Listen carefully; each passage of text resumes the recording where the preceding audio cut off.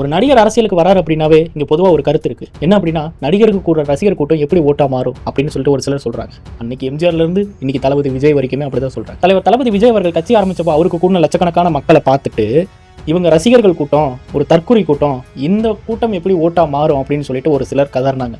என்ன நண்பா, நம்ம என்ன தற்கொலை கூட்டமா? யாரு தற்கொலை கூட்டம்னு பார்த்துடலாமா?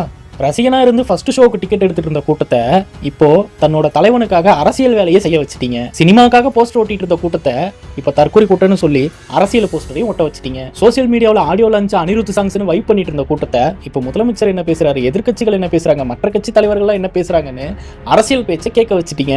மொத்தத்துல நீங்க யாரெல்லாம் தற்கொலை கூட்டம்னு சொல்றீங்களோ அவங்க எல்லாருமே இப்போ அரசியல் கத்துக்கிட்டு முழு நேர அரசியல் கூட்டமா மாறிக்கிட்டு இருக்கு.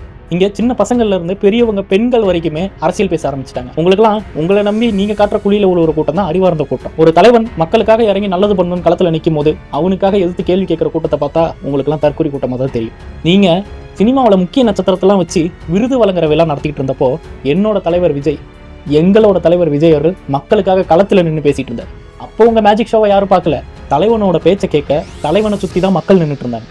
எங்க தலைவர் பிறப்புக்கும் எல்லா உயிருக்கும் அப்படின்னு சொன்ன முதல் லைன்லேயே நீங்க எல்லாரும் தோத்துட்டீங்க. இங்க எல்லாரும் சமம், எல்லாருக்கும் எல்லாவும் சமம் அப்படின்னு சொல்லும் போதே இங்க நிறைய பேருக்கு பயம் வர ஆரம்பிச்சிருச்சு. எங்க தலைவர் விஜய் அவர்கள் மக்களை வச்சு அரசியல் பண்றதுக்காக களத்துக்கு வந்த தலைவன் கிடையாது.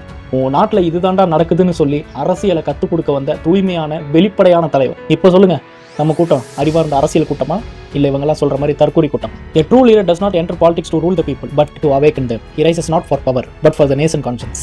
அரசியல் பழகுவோம். காற்று, மழை, வெயில், இயற்கையை யாரால் கட்டுப்படுத்த முடியும்? யாரால் தடுக்க முடியும்? இவையெல்லாம் கடவுளால் உருவாக்கப்பட்டவை. அப்படிதான் எம் மக்களுக்கான அரசியலையும் யாராலும் தடுக்க முடியாது.